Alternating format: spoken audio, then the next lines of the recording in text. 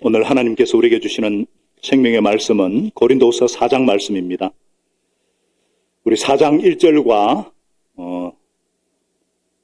7절부터 10절까지 그리고 우리 16절부터 18절까지 합독하겠습니다. 자, 4장 1절을 같이 읽겠습니다. 시작. 그러므로 우리는 하나님의 자비를 힘입어서 이 직분을 맡고 있으니 낙심하지 않습니다. 자, 7절부터 10절까지 같이 읽겠습니다. 시작. 우리는 이 보물을 질그릇에 간직하고 있습니다. 이 엄청난 능력은 하나님에게서 나는 것이지 우리에게서 나는 것이 아닙니다. 우리는 사방으로 죄어들어도 움츠러들지 않으며 답답한 일을 당해도 낙심하지 않으며 박해를 당해도 버림받지 않으며 거꾸러뜨림을 당해도 망하지 않습니다. 우리는 언제나 예수의 죽임 당하심을 우리 몸에 짊어지고 다닙니다. 그것은 예수의 생명도 또한 우리 몸에 나타나게 하기 위함입니다. 자, 16절부터 18절을 합독하겠습니다. 시작. 그러므로 우리는 낙심하지 않습니다. 우리의 겉사람은 낡아가나 우리의 속사람은 날로 새로워집니다. 일시적인 가벼운 고난은 비교할 수 없을 정도로 영원하고 크나큰 영광을 우리에게 이루어 줍니다. 우리는 보이는 것을 바라보는 것이 아니라 보이지 않는 것을 바라봅니다. 보이는 것은 잠깐이지만 보이지 않는 것은 영원하기 때문입니다. 아멘. 낙심하지 않는 이유, 이런 제목으로 함께 은혜를 나누고자 합니다. 우리는 지난주에 천국의 기쁨을 누렸습니다. 이보다 더 좋을 수는 없다. 한여름밤의 꿈과 같은 그런 행복한 시간을 보내었죠. 그런데 우리는 그렇게 천국의 기쁨을 맛보았는데 이 세상은 여전히 낙심되고 절망하고 좌절할 수밖에 없는 그런 일들로 가득합니다. 14분이나 갑자기 죽게 되었고 24명의 사상자를 내었던 충북 오송 지하차도 침수 사건. 이 침수 사고가 결국은 제방의 붕괴와 교통통제 신고를 뭉개버리는 인재라는 결과 앞에 탄식 소리가 여기저기서 끊이질 않았죠. 졸지에 사랑하는 사람을 이런 유가족들의 그 항망함과 낙심됨을 어떻게 위로할 수 있겠어요? 세상에는 예기치 않는 고난과 환난과 고통이 줄을 이어 일어나고 있습니다. 불의의 사고와 죽음 앞에서 낙심하고 절망하고 좌절할 수밖에 없는 것이 인생입니다. 그럼 우리 신자는 어떻습니까? 우리 신자도 그렇습니까? 아니죠. 그리스도인들은 다릅니다. 우리가 영상에서도 봤지만은 수련회를 앞두고 이영 성도와 또 우리 권사님 모친인 성교조 성도와 우리 원로 목사님이 천국에 입성을 했어요. 본인들은 고통도 슬픔도 죽음도 없는 정말 영원한 천국에서 주님 품에 안겨서 안식을 하고 계십니다. 다시 만날 소망이 있어요. 때문에 우리는 위로할 수가 있었고 또 위로받을 수 있었습니다. 신자는 죽음 앞에서조차도 낙심하지 않습니다. 오늘 본문에도 3번씩이나 낙심하지 않습니다. 낙심하지 않습니다. 낙심하지 않습니다. 이렇게 말씀하고 있어요. 낙심하지 않을 뿐만 아니라 낙심할 수 없는 이유, 낙심을 극복하는 원리, 지혜를 말씀해 주고 있어요. 낙심을 극복할 줄 아는 사람은 지혜로운 사람입니다. 낙심을 극복할 줄 아는 사람은 성령 충만한 사람이에요. 왜 그러냐? 낙심은 이 사단이 아주 사용하는 무서운 도구예요. 낙심이 뭐예요? 낙심은 마음이 떨어져요. 용기를 잃어버린 상태, 자신감을 잃어버린 상태, 희망을 잃어버린 상태가 낙심이죠. 원어로 보면은 원래 가드를 내리는 게 낙심이에요. 이 가드를 내리면 그냥 공격받고 죽는 거예요. 낙심이 소망을 떨어졌다. 낙망이란 말로 표현하고, 낙담이란 말을 쓰기도 하죠. 담력이 잃어버린 상태. 그야말로 기가 끊긴 상태. 성령 충만한 사람은 낙심할 수 없습니다. 성령 충만한 사람은 낙심을 이길 수 있습니다. 낙심을 정복할 수 있습니다. 낙심을 물리칠 수 있습니다. 이것이 그리스도인들과 비신자의 근본적인 차이예요.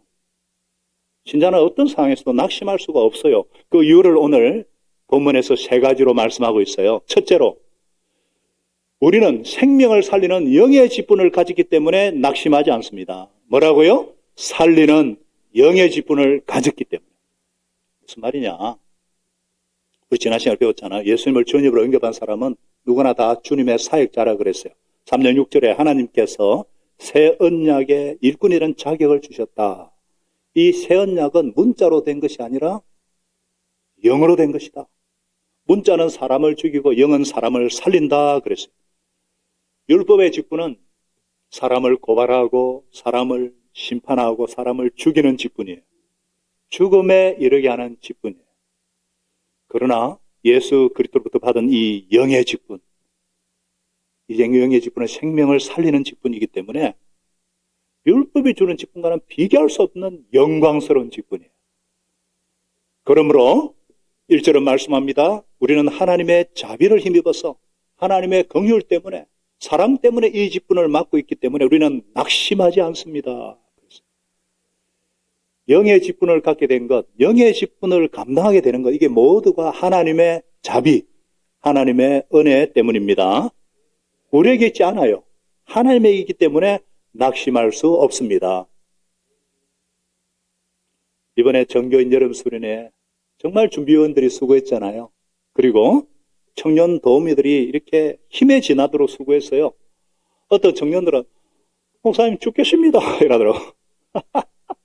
얼마나 근데 지칠 수가 있어요. 그런데도 기쁨으로 지치지 않고 섬길 수 있었던 이유가 뭐예요? 예수님을 닮아가는데 그 목적이 있었기 때문이에요.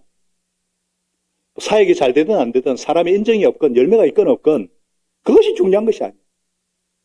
그 일을 통해서 예수님을 배우고 닮는 것, 즉 순종과 섬김의 삶, 그러면 되잖아요. 그거면 되잖아요. 열매를 주시면 감사하고 열매가 없으면 예수님을 닮는 그것으로 충분하잖아요. 쓰임 받는 자체가 복입니다.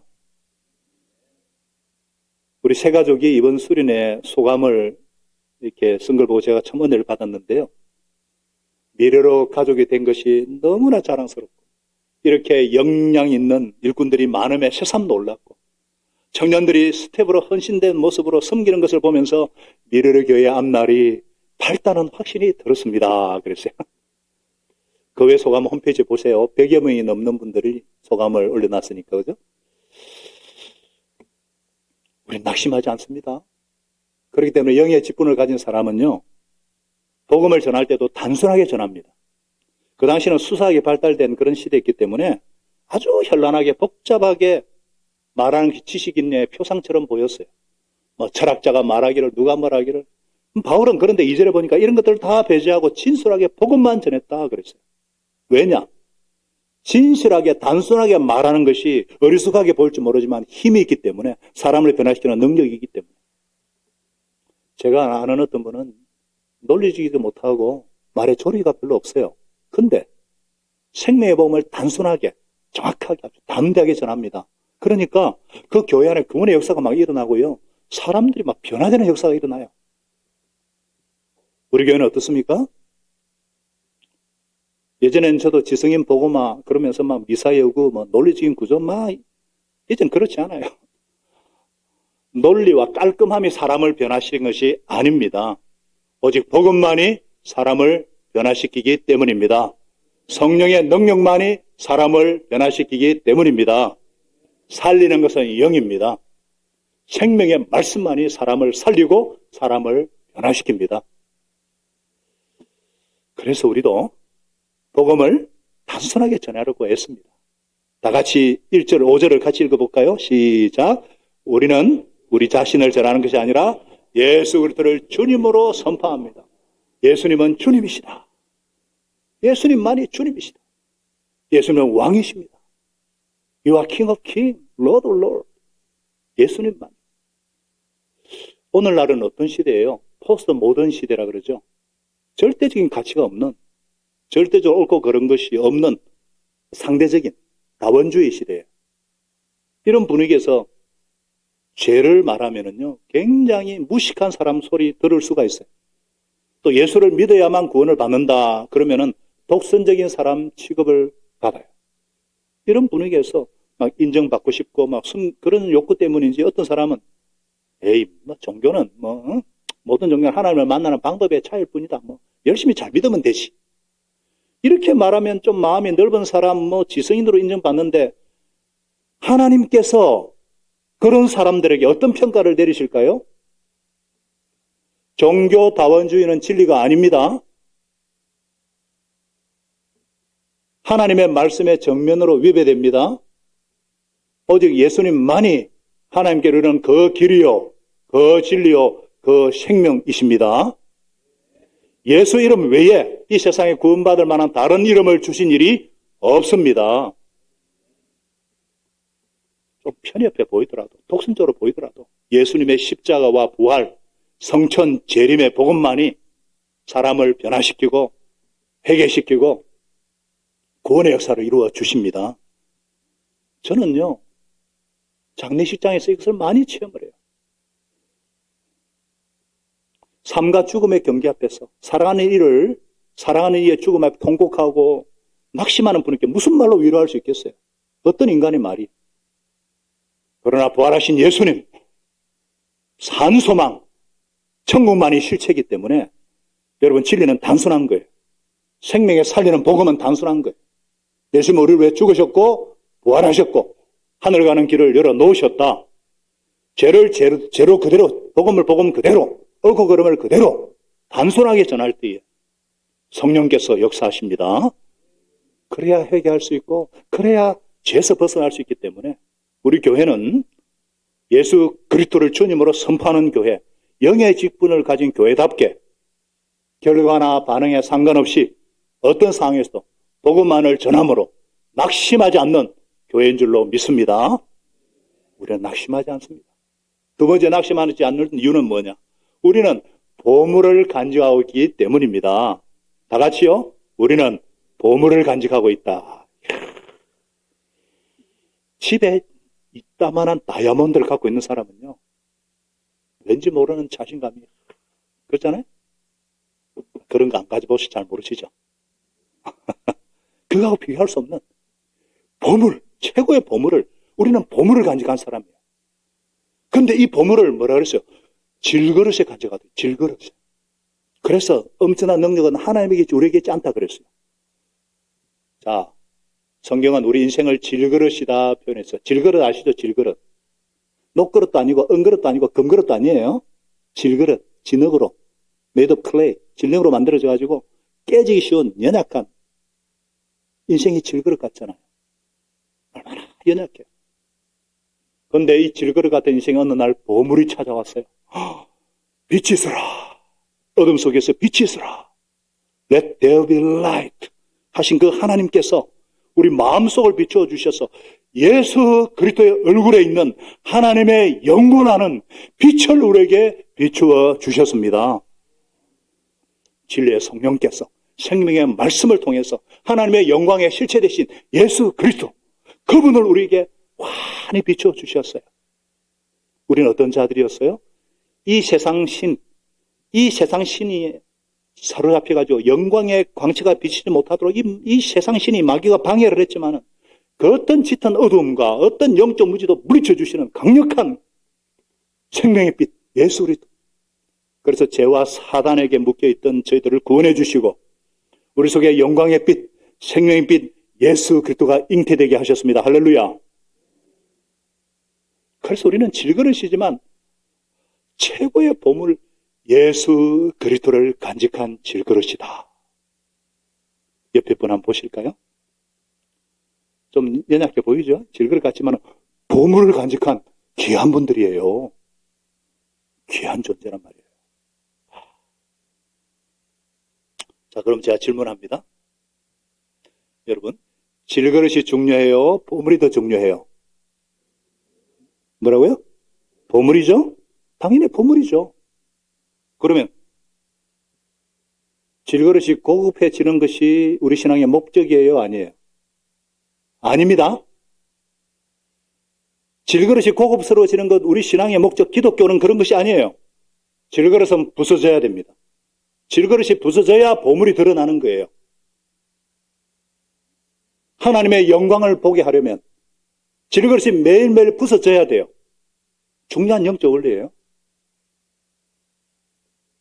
그런데 우리는 굉장한 오해를 하고 이상한 유혹에 빠져요. 우리가 보물을 가졌으니까 덩달아 우리 자신도 이 은그릇, 금그릇이 되려고 하는 유혹에 빠져요. 그렇잖아요. 그래서 예수를 믿게 되면 뭔가 잘 되고 건강해지고 그런 기대를 갖고 있잖아요. 예수를 믿자마자 막 그냥 옛날에 사놨던 집이 10배로 뛰어오르고 땅을 샀는데 그냥 자고 일어나니까 도시 개발 계획이 돼가지고 막 몇 배나 뛰어오르고 하나님 살아계시구나, 하나님 전능하시구나. 하나님은 그런 데 살아계시지 않습니다. 그런 약속 보장하신 일 없습니다. 도리어 고난을 받을 것이다. 역경이 일어날 것이다. 심지어 죽음으로까지 갈 것이다. 계속 성경은 그렇게 말씀하고 있어요. 그래서 이 진리를 모르는 유대 신자들조차 바울 보고 너 사도 맞냐? 너는 왜 그렇게 복음 전하면서 그렇게 고난이 많냐? 왜 그렇게 쫓겨다니고 박해를 많이 받냐? 너는 심지어 고통스러운 질병까지 네가 무슨 사도냐? 그런데도 바울의 고백이 뭐예요? 8절 9절을 다시 한번 읽어봐요. 시작. 우리는 사방으로 죄어들어도 움츠러들지 않으며 답답한 일을 당해도 낙심하지 않으며 박해를 당해도 버림받지 않으며 거꾸로 무뜨림을 당해도 망하지 않습니다. 무슨 말이에요? 이게 십자가 원리예요.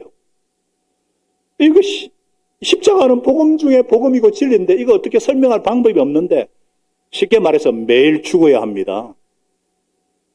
뭐라고요? 매일 죽어야 합니다. 여러분, 우리가 하나님의 영광을 드러내는 방식이 있잖아요. 그 우리가 기대하고 이해하는 거, 생각하는 거 달라요. 다시 제가 질문합니다. 잘 들으셔야 돼요. 질그릇이 깨어지고 질그릇이 무너지는 것이 복이에요? 아니면은 은그릇, 금그릇 되는 것이 복이에요? 깨어져야 되죠? 말은 잘하면서 왜 자꾸 질그릇이 금그릇, 은그릇 되려고 그래요? 그죠? 깨어져야 되는 거예요. 그래서 10절에 말씀하는 거잖아요. 우리는 언제나 예수 죽임 당하심을 우리 몸에 짊어지고 그것은 예수 생명이 또한 우리 몸에 나타나게 하기 위해서다. 우리는 살아있으나 예수로 말미암아 늘 몸을 죽음에 내어 맡긴다 그랬어요. 매일 죽는다 그랬어요. 그래야지 예수 생명이 우리에게 또한 죽은 육신에 나타나기 위함이다. 할렐루야. 십자가는 죽음의 상징이에요. 부활의 능력을 체험하려면 죽어야 돼요. No cross, no crown. No cross, no resurrection. No dying, no living. 부활의 능력을 체험하려면 죽는 경험이 있어야 돼요. 그래서 예수님께서 누구든지 나를 따르거든 자기를 부인하고 날마다 자기 십자가를 지고 나를 따르라. 날마다 자기 십자가를 진다는 게 뭐냐? 날마다 죽는 거예요. 죽어야 산다는 거예요. 이해가 되세요? 여기서 말하는 죽음이란 어떤 반드시 육신적으로 생명 활동이 종료되는 것만 의미하지 않아요. 우리에게는 목숨보다 더 소중한 것이 있어요. 이거 포기하는 게 죽음이에요. 그게 자식일 수 있어요. 목숨보다 더 소중한 것이 자기 자존심일 수 있어요. 자신의 꿈과 비전일 수 있어요. 그것을 버리고 그 자리에 주님의 소원, 주님의 뜻을 채우는 것이 죽는 거예요. 자신의 계획을 포기하고 주님의 계획을 앞세우는 것이 주님의 인도를 따라 살겠다, 죽는 거예요. 이처럼 죽을 때 그 삶 속에 부활의 능력이 나타나는 거예요. 역사하는 거예요. 저는 이것을 실제로 경험하고 있어요. 저에게도 죽는 경험, 죽는 고통들이 여러 번 있었어요. 제가 졸업을 앞두고 제가 그래도 괜찮은 대학, 괜찮은 과를 나왔잖아요. 좀 이상한데 하여튼 그래서 제가 졸업을 앞두고 이렇게 친척들한테 가가지고 제가 앞으로 우리 친척들은요, 우리 부시지만을 일으켜줄 그걸 저한테 바랬거든요. 그래서 제가 늘 예수 믿고 오라니까 너 엄마 고생하는 거 안 보여? 일찍 가부돼가지고 너 키우는데 고생하는 거 안 보여? 하나님 믿으면 밥이 나오니 떡이 나오니 그렇게 저를 비난하고 제가 졸업을 앞두고 제가 목자 된 선교사 간다 그러니까 저희 어머니가 그냥 꽉 졸도를 하시더라고요. 영의 세계를 모르니까. 그럴 때 저는 제가 죽는 고통을 겪었어요. 그러면서도 하나님께 기도했습니다. 하나님 되심을 주님 나타내 보여 주시옵소서. 그리고 순종했어요. 그리고 간사로 훈련받았어요. 그러다가 뒤늦게 36살에 또 주님께서 저를 신학교 가라고 목회자로 부르시는 것을 제가 그때도 저항을 했어요. 주님, 저같이 인본적이고 저같이 연약하고 인간적인 자가 어떻게 하나님 말씀을 전하는 목회자가 될 수 있겠습니까? 제가 유학생 선교사는 모르고 평신도 목자는 몰라도 목회자는 주님 안 됩니다. 주님 실수하는 거예요. 저는 제 꿈과 계획과 이상이 있었거든요. 그런데도 주님께서 너는 누구니? 넌 나의 종 아니니? 종이 무슨 말이 많니? 순종해. 그래서 제가 또 순종했어요. 그 후에도 저의 자아와 덕지덕지 붙은 세상 욕심과 끊임없이 깨어지는 이런 훈련과 연단의 연속이었어요. 또 하나님의 섭리 가운데 미국에서 공부하고 연수할 수 있는 기회가 있었거든요. 그때 제가 하나님께 또 기도했어요. 하나님, 저는 미래의 교회를 감당할 수 있는 그릇이 못 됩니다. 이 잔을 옮겨주십시오. 얼마나 기도를 했는지 몰라요. 하나님 공동체를 변화시키든지 저를 바꿔주시든지 주님 하십시오. 하나님 저를 2번 죽여주셔가지고 실제로 교통사고 나고 2번 죽었다 그랬잖아요. 저의 모든 것들을 주님께서 변화시키셨어요. 그때 저는 위대한 목회자, 유명해지는 걸 다 포기하게 하셨고 남의 인정이 어떠 하든 유명해지는 것을 포기하고 한 영혼을 위해서 오직 주님께만 순종하는. 그랬을 때 제 속에 예수 생명이 약동하기 시작했고 예수님의 부활의 능력이 살아있기 시작했고 주님께서 저를 사용해 주시기 시작하셨습니다. 질그릇이 깨어지고 부수질 때마다 보물 대신 예수님의 생명이 제 속에 능력으로 역사하기 시작하셨어요. 저는 수련회 맨 마지막 시간에도 우리 적었잖아요. 8가지를 적고 내 인생에 가장 소중한 거 8가지를 적었잖아요. 그러다가 하나씩 버리는 걸 했잖아요.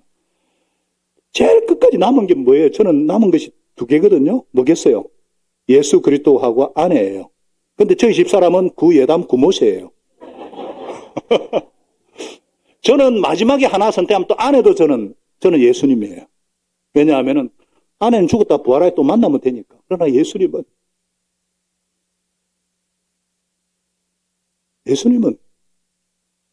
나의 모든 것이 되십니까?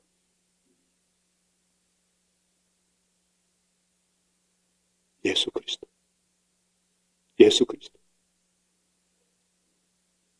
여러분, 우리가 끝까지 이 십자가 길을 갈 수 있는 것은 예수님의 부활 때문입니다. 예수님은 죽으시고 부활하셨어요. 우리의 궁극적인 목표는 예수님을 닮는 거예요. 예수님의 죽으심과 고난과 부활에까지 이르는 거예요.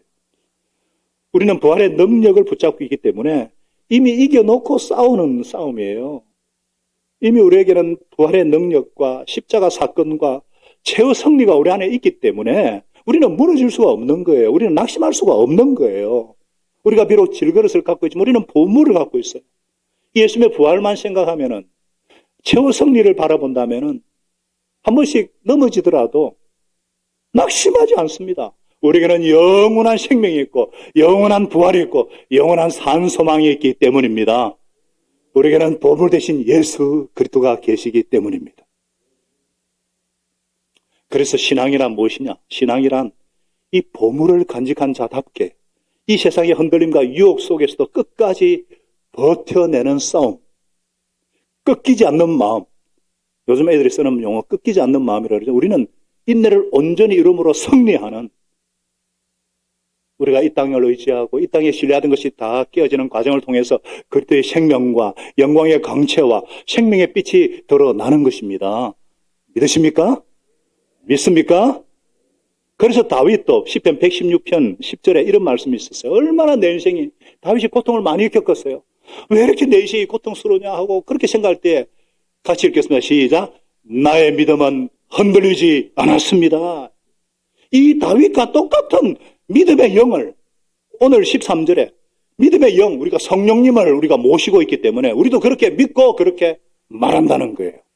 그래서 14절에 말씀하고 있어요. 같이 읽겠습니다. 시작.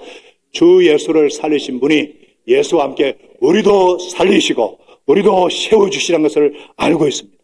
할렐루야. 부활할 것을.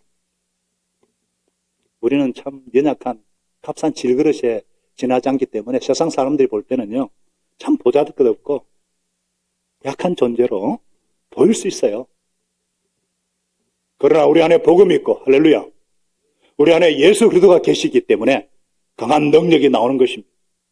깨어지고 부서지지만 도리어 감사가 넘치게 하시고 하나님께 영광 돌리게 하십니다. 그래서 우리는 낙심하지 않습니다. 세 번째, 무엇보다도 낙심할 수 없는 이유는 우리 속사람이 날로 새로워지기 때문입니다. 다 같이요. 속사람이 날로 새로워진다. 자, 이게 무슨 말이냐? 질그릇이 깨어지고 부서지듯이 우리 그 사람은 늙어진다는 거예요. 늙어지는 거예요. 그 사람. 목양실에, 이천 목양실에 새 가족들이 저를 만나잖아요. 예수님교 모임 때.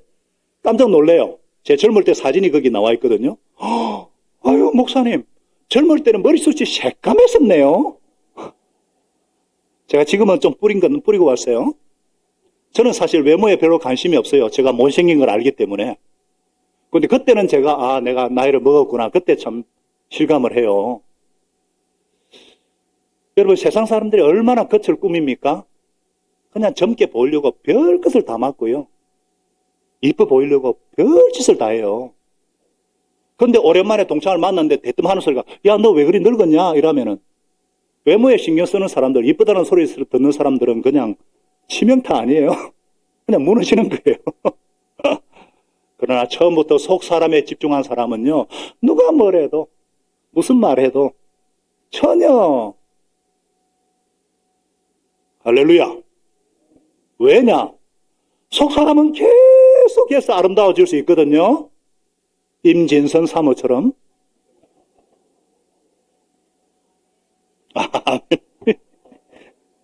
젊을 때도 예쁜데 지금도 더 예뻐요.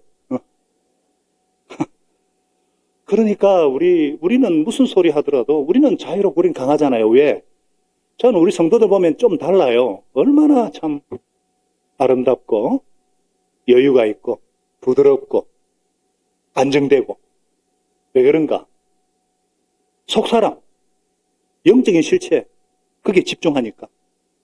영적인 세계를 아는 사람은요, 외적인 미에보다도 내적인 미에 집중하기 때문에 나이가 들어도요, 허무감을 맛보지 않아요. 갈수록 멋있어요. 그래서 16절에 말씀합니다. 같이 읽습니다. 시작. 그러므로 우리는 낙심하지 않습니다. 우리의 겉사람은 낡아지나 우리의 속사람은 날로 새로워집니다. 자, 우리 젊은이들, 제가 일부에서 말해 젊은이들, 키케로 들어보셨죠? 로마의 정치가고 사상가. 이 사람이 노년에 대하여, 늙음에 대하여 네 가지 현상, 글을 썼어요. 늙음이 불행해 보이는 네 가지 현상이라고 그랬어요. 현상. 첫째는 일할 수 없다는 것. 그죠? 늙음이 불행해 보이는 이유가 일할 수 없다는 것. 두 번째가 몸이 약해진다는 것. 세 번째가 쾌락에 무뎌진다는 것. 네 번째가 죽음의 시간이 가까워진다는 것. 이런 현상 때문에 늙음이 좀 불행스럽게 비춰질 수 있어요. 그런데 재빠름이나 기민함, 과연 그런 것만이 인생의 가치일까? 그랬어요. 오히려 늙음의 풍성함을 이분이 어떻게 표현했냐면은 사려 깊음, 판단력, 분별력, 그리고 품위, 그래서 품위, 디그니티, 인티그리티. 늙기는 쉬워요, 그죠? 그냥 늙잖아요. 그러나 아름답게 늙어가기는 쉽지가 않아요. 아름다운 늙음이란 뭐라 그랬냐, 이 사람이? 분명한 자기 가치를 붙들고 있는 품격이다 그랬어요. 자, 그렇다면 우리 그리스도인만큼 품 있는 사람이 세상에 어디 있어요? 우리는 생과 사의 문제에 대한 확고한 가치관을 갖고 있는 사람이기 때문에 품격이 있잖아요. 그래서 우리 그리스도는 어떤 사람들이에요? 한번 따라하겠습니다. 우리가 살면 살아서 할 일이 있고, 죽으면 죽어서 갈 곳이 있는, 그게 그리스도인이다. 이해가 되십니까? 믿습니까? 우리는 살아서도 할 일이 있고, 영의 직분을 가지고 생명을 살리고, 죽어서도 우리를 기다리고 계시면 우리 갈 곳이 있어요. 얼마나 그러니까 품격이 있잖아요. 나이 들어도 정말 멋있잖아요. 늙으면 이 신체적으로 약해지는 게 그 정상이잖아요. 나이 든 사람이 그냥 피 끓는 젊은이처럼 에너지가 막 그건 좀 이상한 거잖아요. 제가 지난 정견 수련회 때 분명히 말씀드렸잖아요. 성령 충만하면 늙은이는 어떻게 한다 그랬어요? 꿈을 꾼다 그랬어요. 늙은 사람들이 꿈을 꾼다는 게 뭐예요? 나이가 들어지면은 근시가 아니고 원시가 되잖아요. 그죠? 독수리가 왜 하늘의 왕자라고 그랬어요? 멀리 보니까. 참새는 요것밖에 몰라요. 멀리 보니까. 몸의 생물학적인 변화도 이런 메시지를 담고 있는 거예요. 그러니까 하나님께서는 우리의 낡아짐, 이걸 통해서 우리 속사람이 날로 새로워지고 더 넓게, 더 크게 꿈을 꾸는 거예요. 하나님 나라의 꿈을 꾸고 그 내면의 아름다움이 막 밖으로 풍겨 나올 때만큼 그렇게 멋진 늙음이 없는 거예요. 그 저는 청년들에게 하는 말이 있어요. 넌 늙어봤냐? 난 젊어봤다. 그 제가 60, 70대가 기대가 된다 그랬잖아요. 지금은 더 오히려 더 안정이 되고, 그래서 우리가 어르신들 앞에, 백발 앞에서 존중과 존경과 사랑, 그분들이 지켜냈던 그런 가치들. 이번에 7월 27일이 70년 종전 70년이잖아요. 정전협정 70년에 22개국의 베테랑들이 왔잖아요. 멋있어요. 그분들이 목숨 걸고 싸우시니까 우리나라가 지켜준 것처럼. 그래서 이번에 CMI 2세들 이제 수양 끝나면은 8월 7일부터 3박 4일 투어를 하는데 제가 반드시 UN 기념공원을 넣으라 그랬어요. 그래서 부산에 화요일 와요. 누군가의 희생 위에 세워졌기 때문에, 바로 십자가의 희생 위에 때 우리가 살고 있기 때문에. 그런 점에서 우리 교회 청년들은 어른들을 존중하고 너무 또 순박하고 너무 참 착해요. 그런 모습 계속 유지하고, 우리 그 사람은 낡아지만 속 사람은 더욱더 아름다워지는 저와 여러분 될 수 있기를 바랍니다. 고난에 대한 자세도 마찬가지예요. 17절에 우리가 겪는 일시적인 가벼운 고난 그랬어요. 비교할 수 없을 정도로 영원하고 크나큰 영광을 우리에게 주시다. 원어로 보면은요, 이게 저울이 나와 있거든요. 이렇게 저울처럼 일시적인 고난이에요. 병에 걸리기도 하고, 속상한 일이 생기고, 바울은 감옥에도 갇히고, 40에 하는 매를 뚜르게 맞고, 헐벗고, 굶주리고, 동족의 위험과, 강수의 위험과, 조롱과, 끊이지 않는 고통과, 심지어 교회를 위한 고통들. 그러나, 영광의 무게에 비하면은 비교할 수 없다는 거예요. 믿습니까? 여러분의 눈물을 다 상쇄시키기도 남고, 여러분의 역경을 다 떨어버리고, 여러분의 아픔을 불어버리게 할 만큼 우리에게는 영원한 영광이 있다는 거예요. 18절은 말씀하고 있습니다. 우리는 보이는 것을 바라보는 것이 아니라 보이지 않는 것을 바라봅니다. 보이는 것은 잠깐이지만 보이지 않는 것은 영원하기 때문입니다. 현재의 고난은 장차 나타나는 것과 좋게 비교할 수 없기 때문에. 할렐루야. 그래서 성령님과 동행하는 사람, 성령 충만한 사람은 이 세계, 영적인 세계를 바라보기 때문에 어떤 상황에도 낙심하지 않습니다. 속사람이 날로 새로워집니다. 예수님처럼 점점 더 하나님께 순종하는 사람이 되고, 점점 더 이웃을 섬기는 사람이 되고, 품격이 나타나는 거예요. 결국 시간 싸움입니다. 시간 싸움이에요. 제가 늘 말씀드리지만 우리 인생은 1생이 아니고 뭐라고요? 3생입니다. 그죠? 모태에서 10개월의 일생, 모태에서 나와서 우리 하랑이처럼 자라다가 90년의 삶이 2생, 그리고 천국에서 영원한 삶이 3생이에요. 모태에서 1생은 이 2생을 위한 준비의 삶이에요. 이 세상에서 2생은 뭐냐? 3생을 준비하기 위한 삶이에요. 그렇기 때문에 2생은요, 예수님을 닮는 연습장입니다. 천국살이 연습하는 거예요. 이 세상에서 우리가 얼마만큼 예수님을 닮느냐, 얼마만큼 예수님을 닮아가냐에 따라서 저 영생에서 그 기쁨은 비교할 수 없는 거예요. 그래서 야고보 사도는 우리가 고난을 당할 때 더할 나위 없는 기쁨으로 여기라 하실 수 있는 거예요. 사랑하는 우리 미래로 가족 여러분, 하나님의 백성은 약한 것 같지만 강한 사람들이고, 어리숙한 것 같지만 진정으로 지혜로운 사람들이고, 환난을 당해도 공경에 빠지지 않고, 난처한 일에 당해도 절망에 빠지지 않고, 박해를 받아도 버림을 받지 않고, 거꾸름을 당해도 망하지 않습니다. 결코 낙심하지 않습니다. 오뚜기, 불사조, 그게 그리스도인이에요. 죽어도 사는. 왜? 우리 안에는 복음이 있고, 우리 안에 예수님이 계시고, 내주 동행 충만케 하시는 성령님이 계시기 때문입니다. 이 믿음과 이 소망과 이 사랑을 굳게 붙잡고, 오늘도 힘듦을 툭툭 털어내고 일어나서 한 걸음 한 걸음 가다 보면, 함께 가면 마침내 찬란한 정상의 그 영광의 나라에서 우리 주님과 우리는 다시 만날 것입니다. 믿습니까? 우리는 결코 낙심하지 않습니다. 기도하겠습니다. 하나님 아버지, 우리는 낙심할 수 없습니다. 우리는 주님의 은혜로 우리 시간 오늘 말씀 붙잡고 1분 정도 조용히 소리내서 혹은 침묵하며 기도하겠습니다. 하나님 아버지, 감사합니다.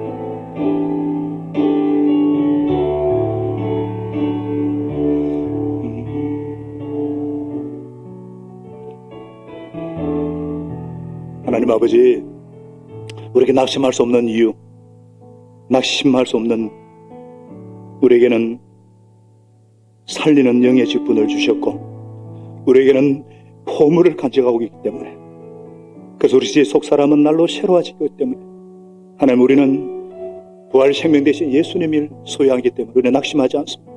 우리는 영원한 산소망이 있고, 이 땅에서 부활의 능력이 있고, 그래서 날마다 예수 십자가의 죽음 우리 속에 품고 있을 때에 우리 질그릇은 깨어지고 부서지지만, 하나님 아버지, 우리 가운데 늘 새롭게 예수님을 닮아가는 기쁨, 예수님처럼 섬김과 순종의 삶을 살아가는 그 기쁨을 주님께서 허락하여 주시옵시고, 하나님 아버지, 우리 미래를 교회가 여기까지 오기까지 우리 선배들의 눈물과 헌신과 사랑과 기도와 땀을 결코 잊지 않게 하시옵시고, 우리 하나님 아버지 그 위에 부어주신 하나님의 은혜 앞에 우리 모두가 겸손히 영광 돌리게 하여 주옵소서. 우리 선교적 예수 제자를 세워서 땅끝까지 복음 전하는 교회, 우리 태어난 어린 영혼들, 자라난 청소년들, 우리 대학 청년들이 우리 자녀들의 앞길을 시온의 들처럼 열리게 하시옵시고, 너희 자녀들은 예언할 것이요, 하나님 아버지 돋는 햇빛 같은 하나님의 의로운 빛 속에서 생명을 먹고 누리게 하시옵시고, 너희 젊어지는 환상을 볼 것이며, 하나님 아버지여, 우리 주님께서 보혈로 덮어주셔서 너희 늙은이들은 꿈을 꿀 것이다. 하나님 아버지, 우리 자녀들 위해서 날마다 눈물로 손들고 기도하는 이 자리를 쉬지 않게 하여 주옵소서. 하나님 아버지,